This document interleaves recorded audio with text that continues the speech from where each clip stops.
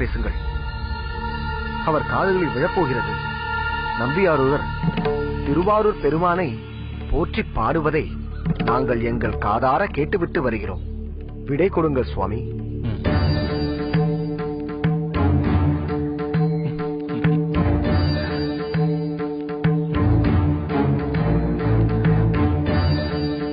ஈஸ்வரா,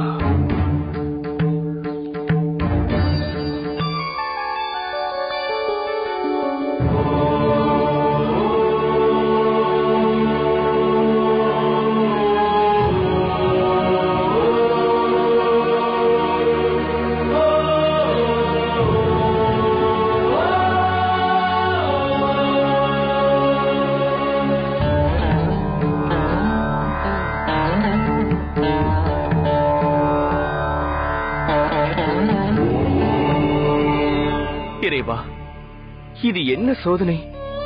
சிவனடியார்களை அவமதித்தவன் என்ற பழிக்கு நான் ஆளாகிவிட்டேனே. அதனால் மனம் நொந்த விரண்மெண்டர் என்ற அடியார் என்னையும் புறக்கணிப்பேன், எனக்கு அருள் செய்யும் தங்களையும் புறக்கணிப்பேன் என்று அவர் மனம் நொந்து சொல்லிவிட்டாரே. சுவாமி, கலங்க வேண்டாம். அடியார் பெருமையை தாங்கள் அறியாதவரா என்ன? நாள்தோறும் தேவாசிரிய மண்டபத்தின் அருகே வந்து ஒரு கணம் நின்று மனதார அவர்களை வழிபடுகிறீர்கள் என்று எங்களுக்கு நன்றாக தெரியும். இருப்பினும் இன்று ஒரு அடியார் என்னை தவறாக கருதும் நிலை வந்துவிட்டதே.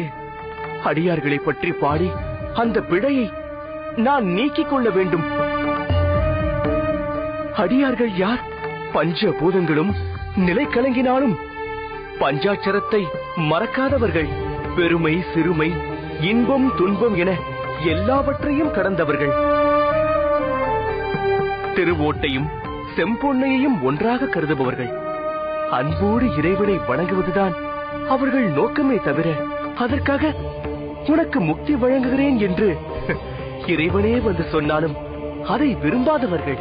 ஆஹா, அடியார்களின் பெருமையை தாங்கள் உரைக்க உரைக்க எங்களின் மேனி சிலிர்க்கிறது, உள்ளம் பக்தி பரவசம் கொள்கிறது. அதனால்தான் அவர்களை பற்றி பாட வேண்டும் என்று என் மீது ஓர் அடியார் கொண்ட சங்கடத்தையும் நான் போக்க வேண்டும். அடியார் கூட்டத்தில் நானும் ஒருவனாக அடியாருக்கு அடியனாக விளங்க வேண்டும். இறைவா, திருவாரூர் பெருமானே, வேத நாயகா, உனது அடியார்களின் பெருமைகளை உணர்ந்து பாடும் ஆற்றலை தந்தருளுங்கள். யாரை பற்றி முதலில் பாட வேண்டும் என்று தாங்களே அருள் புரியுங்கள். நம்பியாரூரா, அடியார்களை பற்றி நீ பாடும் இந்த தருணத்திற்காகத்தான் நான் காத்திருந்தேன். அதற்காகவே விரண்மெண்டர் உன்னை இழிந்து பேசும்படி செய்தேன். தில்லைவாழ் அந்தணர்தம் அடியார்க்கும் அடியேன் என்ற வார்த்தைகளை கொண்டு பாடலை துவங்கு.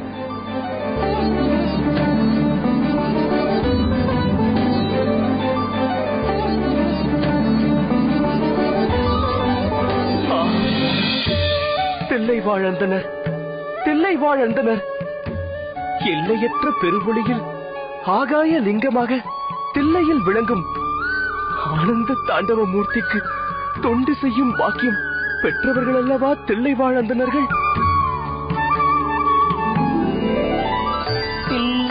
தில்லைவாழ் அந்தணர்தம் அடியார்க்கும் அடியேன் திருநீல கண்டத்து துயவனார்க்கு அடியேன் இல்லையே என்னாத இயற்பகைக்கும் அடியேன் இளையான்றன் குடிமாறன் அடியார்க்கும் அடியே.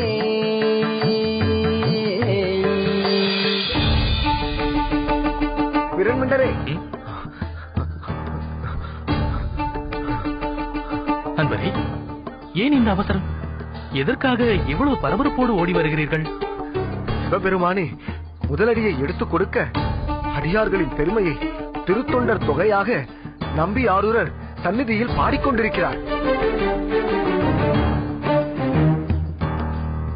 ஒவ்வொரு வரியிலும் ஒவ்வொரு அடியார்களின் பெயர்களை சொல்லி நான் அவர்களுக்கு அடியேன் என்கிறார்.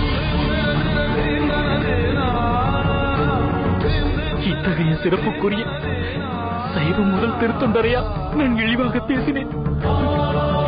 சீக்கிரம் வாருங்கள், நிறைவு பாடலையாவது நான் கேட்க வேண்டும். வாருங்கள்.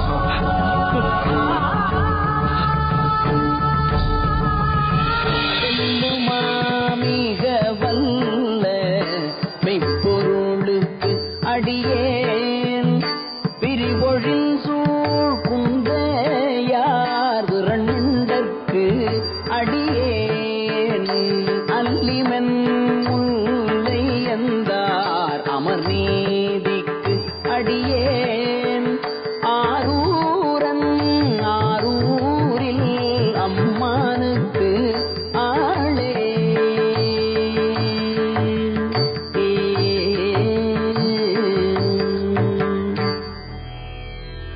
நம்பியாரூரே, என்னை மன்னித்து விடுங்கள். எழுந்திருங்கள், விடுங்கள், எழுந்திருங்கள். என்ன காரியம் செய்தீர்கள்? தங்கள் சிறப்பை அறியாமல் உங்களை அவமதித்து பேசிவிட்டேன்.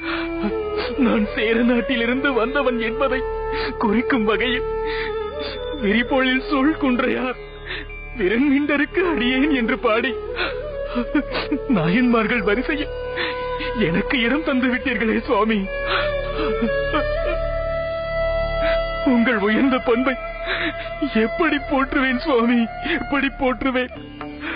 விரண்மிண்டரே, தாங்கள் என்னை அப்படி பேசியதற்காக வருந்த வேண்டிய அவசியமே இல்லை. தாங்கள் அந்த அளவிற்கு கடுமையாக பேசியதால் தான் இந்த கணமே அடியார்களை பற்றி பாட வேண்டும் என்ற வேகம் எனக்குள் ஏற்பட்டது.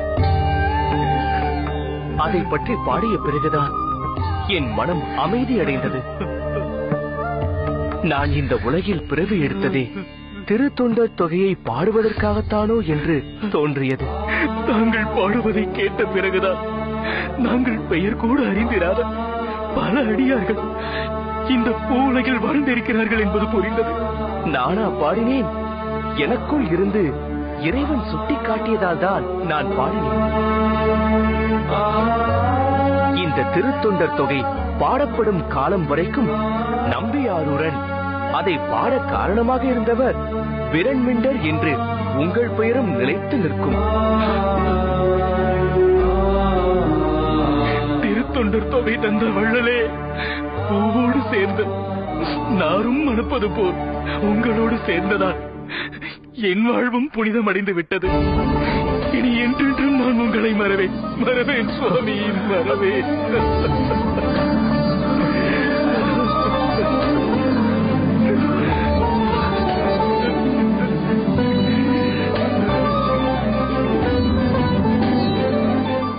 சுவாமி, சுந்தரரை எந்த நோக்கத்தோடு பூமிக்கு அனுப்பி வைத்தீர்களோ அது நிறைவேறிவிட்டது.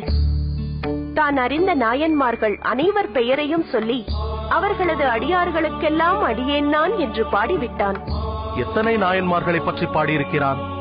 60 பேர் பெயரையும் சொல்லி அவர்கள் ஒவ்வொருவருக்கும் தான் அடியவன் என்று குறிப்பிட்டிருக்கிறான். அதன் நிறைவாக சடையன் இசைஞானி எனும் தமது தந்தை தாய் இருவரின் பெயர்களையும் குறிப்பிட்டு அவர்களது மைந்தனான ஆரூரன் பாடியது எனவும் பாடியிருக்கிறானே. அதனால் அவர்கள் மூவரையும் சேர்த்து 63 என்று சைவ உலகம் அவர்களை கொண்டாடப் போகிறது. சரியாக சொன்னீர்கள். எப்படியோ விரண்மிண்டர் வந்து தூண்டிவிட்டதன் பலனாக இன்று தீதில்லா திருத்தொண்டர் தொகையை தந்து விட்டான். அவர் தன்னை அவமதித்தவர் என்று கருதாமல் அவருக்கும் அடியேன் என்று பாடிவிட்டான். சிவநெறியுடன் நிற்பவர்கள் தமது தவறு சுட்டிக்காட்டும் போது அவமதிப்பாக கருத மாட்டார்கள். தங்களுக்கு கிடைத்த அனுகிரகமாகவே நினைப்பார்கள். விரண்மிண்டர் தூண்டியதால் தான் சுந்தரன் அதை பாடினான். அதனால் விரண்மிண்டரும் 63 அடியார்களில் ஒருவனாகிறார். சுவாமி, சுந்தரரை பூமிக்கு அனுப்பிய தாங்கள் அவனை காரணமாக கொண்டு எத்தனையோ திருவிளையாடல்களை நிகழ்த்தி விட்டீர்கள். பறவை நாச்சியை திருமணம் செய்து வைத்த பின் குன்றையூர் கிழாரை காரணமாக்கி நெல்மலையை குவித்தீர்கள். தலையாத்திரை சென்ற சுந்தரன் திருப்புகலூரில் தலையணையாக வைத்துக் கொண்ட 2 செங்கற்கட்டிகளை செம்போர் கட்டிகளாக மாற்றினீர்கள். திருப்பனையூர் செல்லும் போது தங்களது ஆடல் காட்சியை கண்டுகளிக்கும்படி செய்தீர்கள். திருவாலம்பொழியில் உறங்கும் போது திருமழப்பாடிக்கு வர மறந்தனையோ என்று தாங்களே கேட்டு வரவழைத்து பொன்னார் மேனியனே என்று பதிகம் பாடச் செய்தீர்கள். அதற்கு பரிசு தருவது போல் திருப்பாச்சில ஆசிரமத்தில் பொற்குவியல் தந்தீர்கள். மீண்டும் திருமுதுகுன்றத்தில் பொன் கேட்க 12,000 பொன் தந்தீர்கள். அதை மணிமுத்தாற்றில் போட வைத்து திருவாரூர் குளத்தில் எடுத்துக் கொள்ளும்படி செய்தீர்கள். அப்பப்பா, நீ சொல்லும் போதுதான் இவ்வளவு விஷயங்கள் சுந்தரன் வாழ்க்கையில் நடந்திருக்கிறது என்று எனக்கே புரிகிறது. இதற்கே இப்படி தடுத்தால் எப்படி? இதெல்லாம் பரவாயில்லை, பொன் அள்ளி கொடுத்தவை. ஆனால் குருகாவூர் செல்லும் வழியில் சுந்தரன் பசியால் வாட தாங்கள் சென்று பந்தல் அமைத்து பொதிசோருடன் காத்திருந்து அதை தந்து உண்ணச் செய்தீர்களே, அதை எப்படி சொல்லாமல் விடுவது? அதுவாவது பரவாயில்லை. திருக்கச்சூர் ஆலக்கோவிலில் சுந்தரன் பசித்திருக்கிறான் என்பதற்காக முதிய அந்தணராக சென்று வீடுதோறும் இருந்து உணவிட்டீர்களே, அதை பற்றி என்ன சொல்வது? தாருகாவனத்தில் வீடு வீடாக சென்று பிக்ஷாந்தேஹி என்று இறந்து திரிந்த பழக்கம் இன்னும் மாறவில்லையோ? போதும் போதும், என் அணுக்க தொண்டனுக்காக நான் செய்ததையெல்லாம் நீ குறை சொல்லக்கூடாது. நான் குறை சொல்லவில்லை.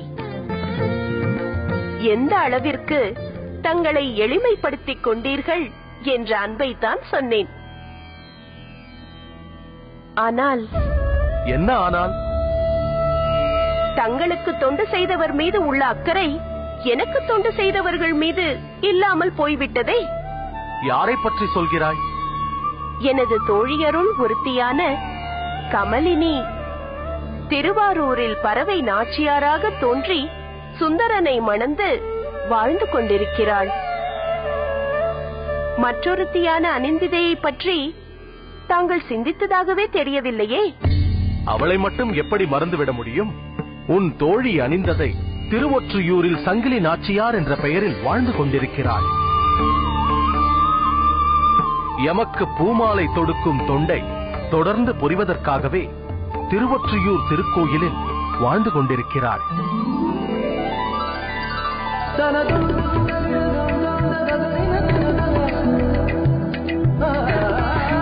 சங்கிலி, சொல்றதை கேளம்மா, நில்லம்மா. சங்கிலி, நில்லம்மா. முடியாது. மாலையை கொடம்மா. நான் தர சொல்வதை கேளம்மா. மாலையை கொடு. சங்கிலி, ஓடாதே, நில்லம்மா. நில். சங்கிலி, நில்லம்மா. சங்கிலி, மாலையை கொடுத்து விடம்மா. பெண் வீட்டார்கள் வந்துள்ளார்கள். முடியாது, நான் தரமாட்டேன். இந்த மாலை மிகவும் அழகாக இருக்கின்றது. இது என் ஈசனுக்கே சொந்தம். சங்கிலி, தயவு செய்து கொடுத்து விடம்மா. இது மணவீட்டாருக்காக தொடுத்த மாலை. 2இல் ஒன்றை நீ எடுத்துக்கொண்டால் இவர்களுக்கு நான் என்ன பதில் சொல்வேன்? நீ வேறொரு மாலையை தொடுத்துக்கொள். இதை நான் தியாகேசனுக்கு அணிவிக்க வேண்டும். நீ என் செல்ல மகள் அல்லவா? நான் சொல்வதை கேளம்மா. என்னம்மா செண்பகம், தாயும் மகளும் சேர்ந்து கொண்டு என்ன விளையாடி கொண்டிருக்கிறீர்களா? அவசரம் புரியாமல் உன் பெண்ணை கொஞ்சிக் கொண்டா இருக்கிறாய். முகூர்த்த நேரம் நெருங்கிவிட்டது. படி அந்த மாலை. சரி ஐயா, கொடம்மா. சங்கிலி,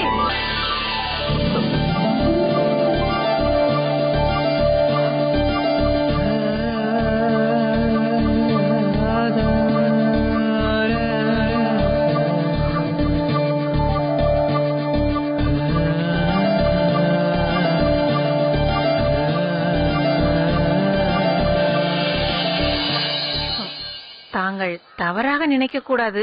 என் மகள் ஏதோ விளையாட்டாகத்தான் மாலையை வீசி எறிந்தாள். அது தவறி போய் தங்கள் கழுத்தில் விழுந்து விட்டது. அதை கழற்றி தாருங்கள். நான் என் வீட்டாருக்கு தர வேண்டும்.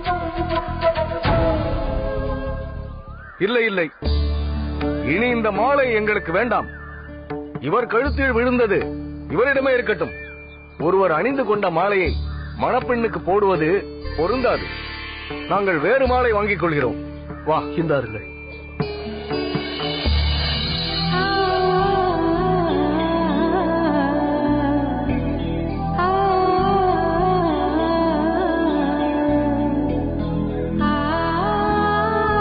சங்கிலி, ஏன் இப்படியெல்லாம் செய்கிறாய்? எல்லாம் உனக்கு விளையாட்டாகவே போய்விட்டது. இந்த மாலையை ஈசனுக்கு தான் போடுவேன் என்று அவ்வளவு உறுதியாக சொல்லிவிட்டு இப்பொழுது இவர் கழுத்தில் போட்டு விட்டாயே. அம்மா, இறைவன் கழுத்தில் மாலை போடுவதும் இறைவனுடைய அடியார் கழுத்தில் மாலை போடுவதும் ஒன்றுதான். அப்படி சொல்லுங்கள். அதிலும் இவர் இறைவனாலேயே தடுத்தாட்கொள்ளப்பட்டு திருவெண்ணை நல்லூரில் அவரே முதல் வார்த்தையை பித்தா என்று எடுத்துக் கொடுக்க, பித்தா பிறைசூடி பெருமானே அருளாளா என்று தேவாரம் பாடியவர் இவர்.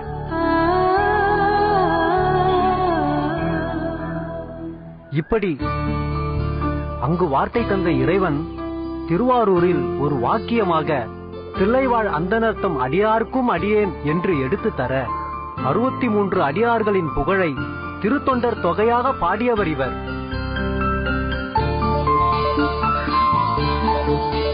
சைவ முதற் திருத்தொண்டர் எனவும் தமிழ்நாதர் எனவும் போற்றப்படும் இவர் இறைவனே நீ எனக்கு தோழன் என்று சொல்லி ஏற்றுக்கொண்டதால் தம்பிரான் தோழன் என்று அழைக்கப்படுபவரும் இவரே.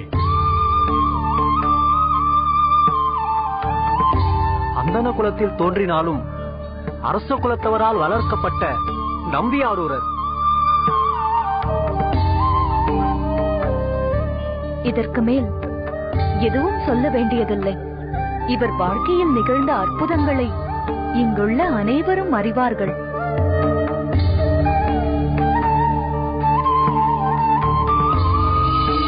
போதும் போதும், உன்னால் இன்று என்னுடைய பிழைப்பு கெட்டுவிட்டது. கோவிலுக்கு மக்கள் வரும் நேரம் தொடங்கிவிட்டது. பூக்கள் தயாராக இருக்கின்றன. வா, வியாபாரத்தையாவது சென்று பார்ப்போம். வா அம்மா.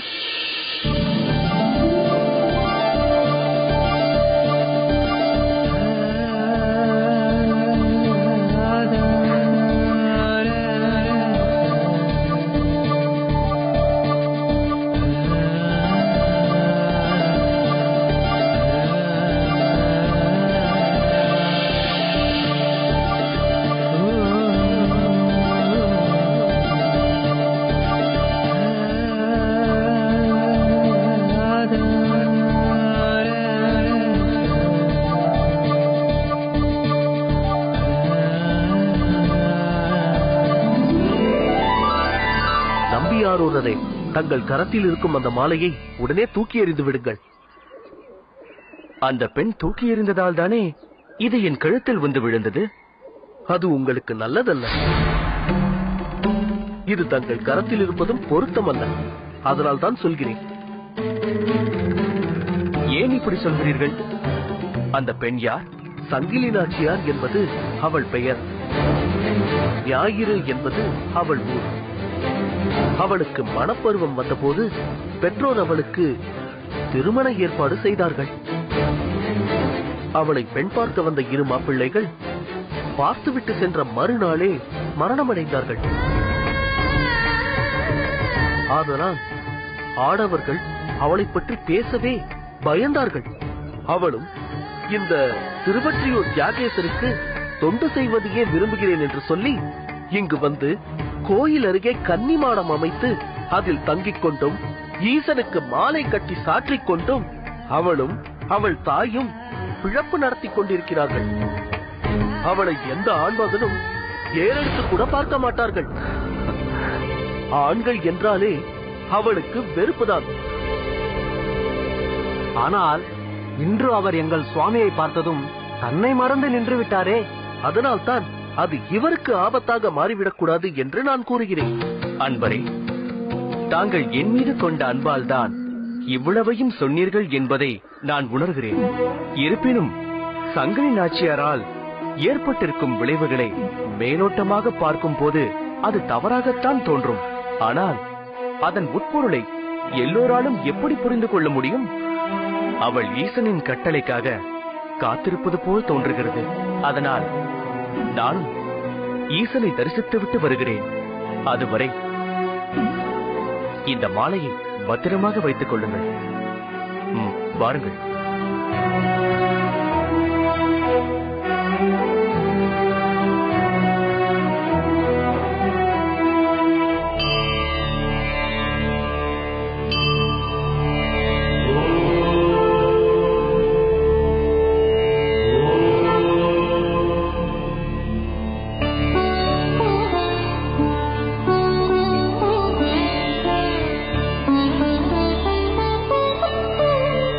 இறைவா, திருவொற்றியூர் எழுந்திருக்கும் தியாகேசா, இது என்ன விந்தை?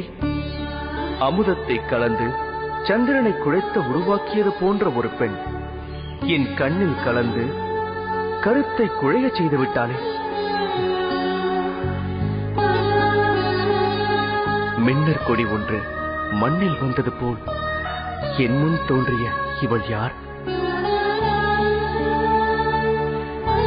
அரண்மனை வாழ்க்கையிலிருந்து என்னை பிரித்து நான் யார் என்பதை எனக்கு உணர்த்தி உன் பொருட்டு தொண்டு செய்யும் பாக்கியத்தை எனக்கு கொடுத்தாய்.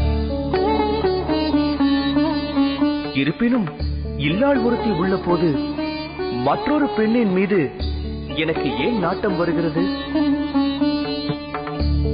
இருவருக்காக இந்த பூமிக்கு வந்தேன் என்று உரைத்தீர்களே, அதில் ஒருத்தி பறவை நாச்சியார் என்றால் மற்றொருவள் இந்த சங்கிலி நாச்சியாரா? அப்படியானால் பறவையை மனம் முடித்து தந்தது போல் சங்கிலியையும் எனக்காக மனம் பேச வேண்டியது தங்களுடைய பொறுப்பு. சுவாமி, இந்த பெண் அன்பு என்னும் நாரெடுத்து 5 எழுத்துக்களை மலராக தொடுத்து உமக்கு தொண்டு செய்கிறாள். அவள் மாலையில் மலரை மட்டும் வைத்து கட்டவில்லை, இன்று என் மனதையும் சேர்த்து கட்டி வைத்து விட்டாள். இனி அதிலிருந்து என்னால் மீளவே முடியாது. தங்களை தவிர வேறு யாரும் இதற்கு எனக்கு துணை செய்ய முடியாது. அந்த பறவை நாச்சியார் தங்கள் பக்தி ஆயிற்றே, அவளுக்கு எப்படி துரோகம் செய்வது என்று நினைக்கிறீர்களா? ஆனால் ஒருவரை 2 பெண்கள் மணந்து கொள்வது என்பது ஒன்றும் புதிதல்லவே.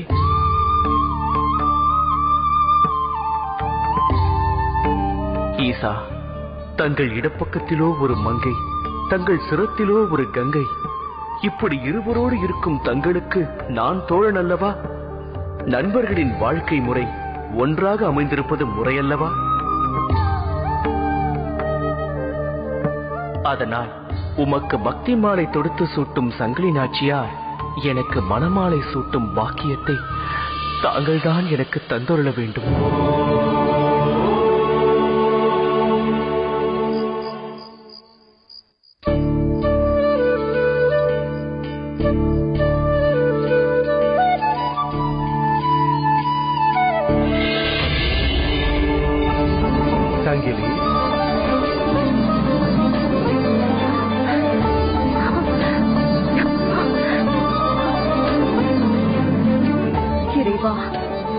என் நெஞ்சமெல்லாம் பஞ்சாட்சரத்தை சிந்திக்க என் நாக்கு தங்கள் திருநாமத்தையே உச்சரித்துக் கொண்டிருக்க என் கரங்கள் தங்கள் திருமேனியில் அணிவதற்காக மலர் மாலையை தொடுத்துக் கொண்டிருந்த புண்ணியத்தினால்தான் இன்று நான் தங்களை தரிசிக்கும் பாக்கியத்தை பெற்றேனோ?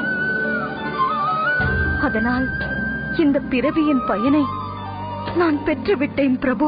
சங்கிலி, மனம், வாக்கு, காயம் என 3 வகையாலும் எமக்கு தொண்டு செய்த உனக்கு அருள் புரியும் காலம் கனிந்து விட்டது. உனது பிறவியின் நோக்கத்தை நிறைவேற்றுவதற்காகவே யாமிங்கு வந்தோம். தங்கள் ஆணை எதுவாயினும் அதை ஏற்றுக்கொள்ள நான் காத்திருக்கிறேன் பெருமானே. நீ இன்று திருக்கோயிலில் மாலை அணிவித்த நம்பி ஆரூரன் எமக்கு தோழன் என்பதை நீயே அறிவாய். அவன் உன்னை தனக்கு மனம் செய்து வைக்கும்படி மனமுருகி வேண்டிக் கொண்டான். தோழனின் கோரிக்கையை நிறைவேற்ற வேண்டியது எனது கடமை அல்லவா? அதனால் அவன் பொருட்டு உன்னிடம் பேசுவதற்காகவே இங்கு வந்தேன். எம்பிரானே, இமையோர் போற்றும் தம்பிரானே, நம்பி ஆரூரருக்காக தாங்களே வந்து என்னிடம் பேசிய பிறகு நான் மறுப்பேனா? ஆனால் என்ன? எதுவாயினும் தயங்காமல் சொல். நீயும் எனது பக்தையானதால் உனது விருப்பத்தையும் நிறைவேற்ற வேண்டியது எனது கடமை. சொல்.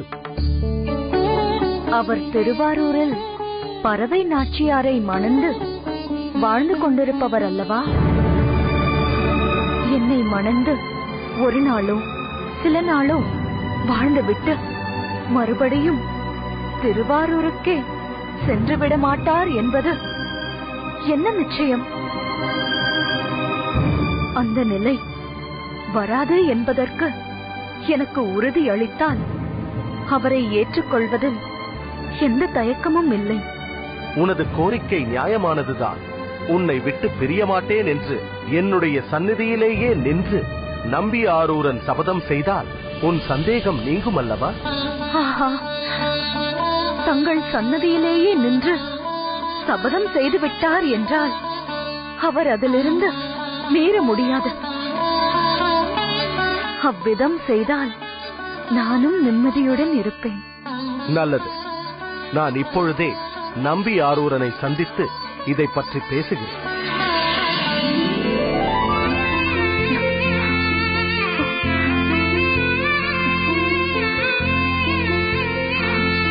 சுவாமி, எங்களுக்காக தாங்களே தூது வந்தீர்களா?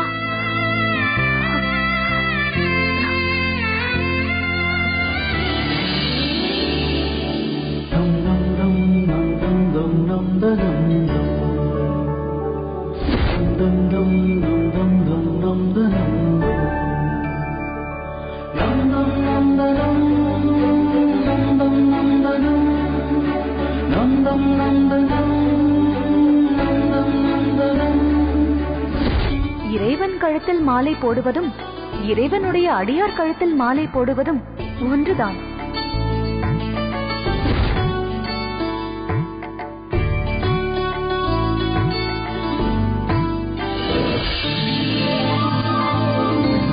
எம்பெருமானே, என் மனக்குறையை புரிந்து எனக்கு அருள் புரிய வந்துவிட்டீர்களா? என் கோரிக்கையை நிறைவேற்றுவதற்காகவே என் முன் தோன்றிவிட்டீர்களா? ஆம் தோழா, நீ என் சந்நிதியில் வந்து வேண்டுதலை தெரிவித்த பிறகு நான் அதை ஏற்றுக்கொள்ளாமல் இருப்பேனா? நான் வேண்டிய போது தாங்கள் ஏதும் விடை தராததால் என் விருப்பம் நிறைவேறுவதற்கு தடை ஏதேனும் உள்ளதோ என்று தவித்து போனேன். நீ விரும்பியவளிடம் சென்று அவள் விருப்பத்தை தெரிந்து கொண்டு அதன் பிறகுதான் உன்னிடம் வந்து பேச வேண்டும் என்பதால் தாமதித்தேன். அப்படியானால் தாங்கள் என் பொருட்டு அவளை காணச் சென்றீர்களா? என்னை மனம் புரிந்து கொள்ளும்படி தாங்கள் அவளிடம் கூறினீர்களா? அவள் என்னை மணந்து கொள்ள உடனே சம்மதித்திருப்பாளே. உன்னை மணக்க அவளுக்கு சம்மதம்தான். ஆனால் அதற்கு அவள் ஒரே ஒரு நிபந்தனை விதித்திருக்கிறாள். அதற்கு நீ கட்டுப்பட்டால் மறுகணமே மனம் புரிந்து கொள்ள தயாராக இருக்கிறாள்.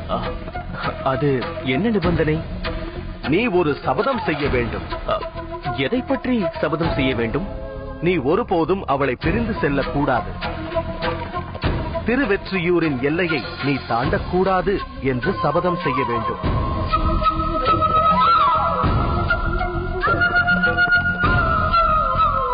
இது என்ன கடுமையான நிபந்தனை? தாங்கள் எழுந்தருளியிருக்கும் எண்ணற்ற திருத்தலங்களுக்கு என்னால் போகாமல் இருக்க முடியுமா? ஆரூர் பெருமானாக தாங்கள் அருள் புரியும் திருவாரூரை காணாமல் இருக்க முடியுமா?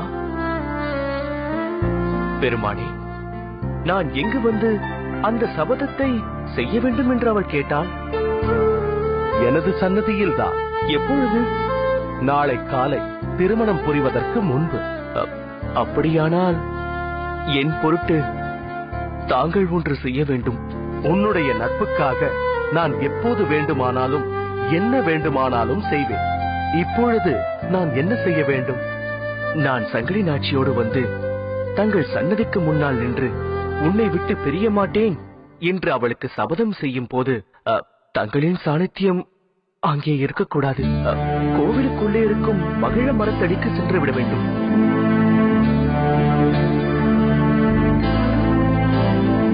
தங்களின் முன்பு நான் சபதம் செய்யாததால் அந்த சபதம் என்னை கட்டுப்படுத்தாது.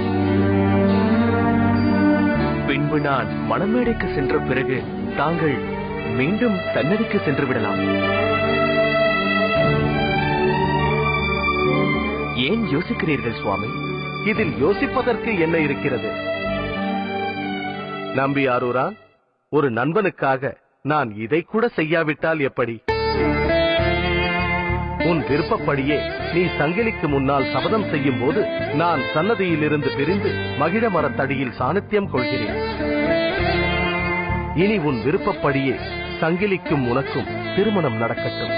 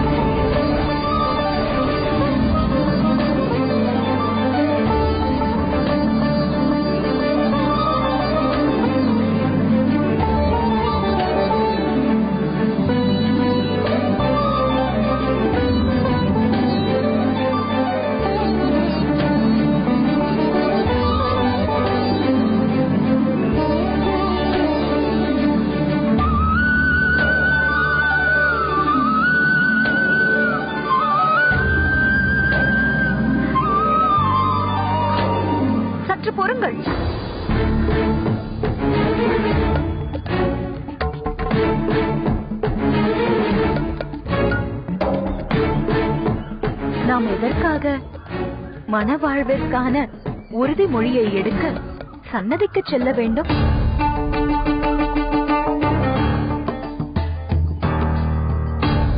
எம்பெருமான் எழுந்தருளி இருக்கும் சன்னதி மிகவும் புனிதமானதல்லவா? பரம் என்றும் முக்தியை வழங்கும் பரமேஸ்வரர் சன்னதியில் இக வாழ்விற்கான உறுதிமொழியை கேட்பது பொருத்தமாக இருக்குமா? என்ன சொல்கிறாய் சங்கிலி? இவர்தான் என்னை மணக்க வேண்டியவர் என்று தீர்மானித்து விட்டோம். இவரும் என்னை பிரிய மாட்டேன் என்று சபதம் செய்ய முன் வந்து விட்டார். பிறகு இதற்கு அதற்காக சன்னதிக்கு செல்ல வேண்டும். இதோ இந்த மகிழ மரத்தடியில் சபதம் செய்தால் போதும்.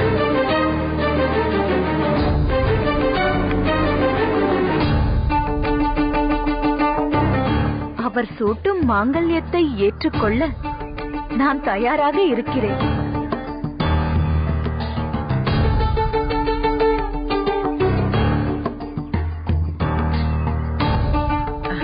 என் மகள் சொல்வதும் சரிதான்.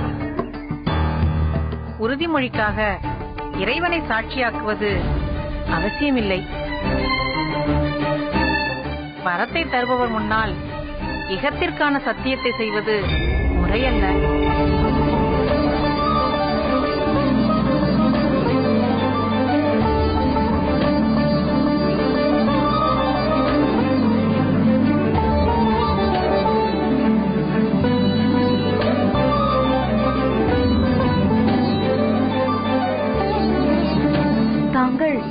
ஏன் தயங்கி நிற்கிறீர்கள்? அப்படியெல்லாம் ஒன்றுமில்லை. எனக்கு எந்த தயக்கமும் கிடையாது. பிறகு என்ன? இந்த மகிழ மரத்தடியிலேயே சபதம் செய்யுங்கள்.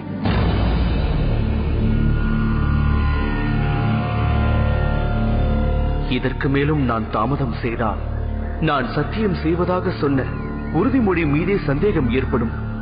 என்னை பார்ப்பவர்கள் வாக்கு தவறியவன் என்று தூற்றும் நிலை உருவாகும்.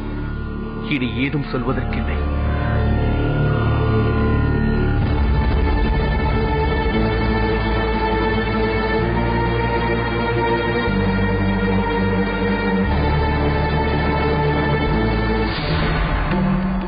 என்னவாயிற்று?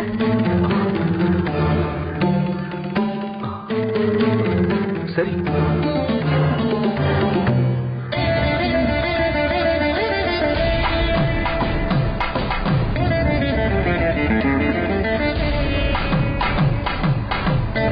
உன்னை விட்டு பிரிந்து செல்லாமல் என்றென்றும் உன்னுடனேயே இருப்பேன்.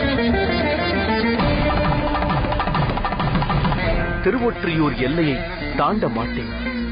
இங்கு எழுந்தருளியிருக்கும் இறைவன் மீது சத்தியமாக இவ்விதம் நான் சபதம் செய்கிறேன்.